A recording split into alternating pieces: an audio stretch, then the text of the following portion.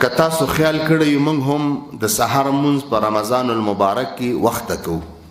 حکیم الامت مولانا اشرف علی تانوی رحمت الله علیه او همدارنګه مفتی سید عبدالرحیم لاجپوری په فتاوی رحیمیه حقانیه، مفتی فرید رحمه الله فتاوی فریدیه، دا ټول علما فرمایي وای سحر مونځ د احناف په مذهب، حنفی مذهب د امام صاحب رحمت الله علیه په مذهب کې د سحر مونځ به په رڼا کې وشي. رڼا کې اسفروا بالفجر حدیث کې راځي رڼا کې وشي.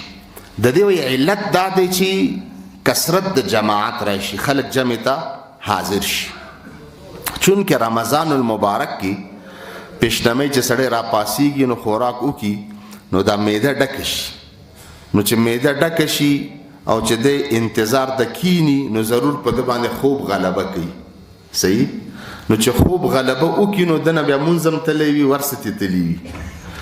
بهتره وای دا ده چې په رمضان المبارک کې د سحر مونځ وخت وشي، وختي وشي، اول وخت کې، ځکه چې کثرت د جماعت په رمضان کې په وخت کولو کې راځي.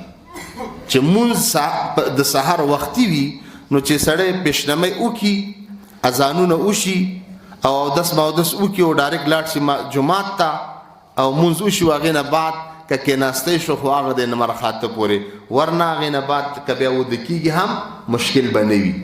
یعنی کثرت د جماعت او موږ ته هم تجربه شوې ده، موږ ته هم تجربه شوې ده چې په رمضان المبارک کې د سحر مونځ وختي کول د کې دا حکمت دی چې کثرت د جماعت پکې وي. او دا طبیعي خبره ده که مونځ وځنډولی شي نیم ساعت 40 دقیقې نو خامخا معده چې ډکه شي، سړی ګنګ شي، بې خوب هم وي، تراویح هم شوي وي، ختمونه هم شوي وي، کاروبار والا سړی هم وي، نو په ده باندې خوب غلبه وکړي نو بیا دی نشي کولی چې سار مانځه ته داسې نشي چې دا مونځ ته نه لاړ نشي. نو بهتره دا ده چې په رمضان المبارک کې د سحر مونځ دا د وخت وشي، اول وخت کې وشي، په تیاره کې وشي، د پاره د کثرت د جماعت.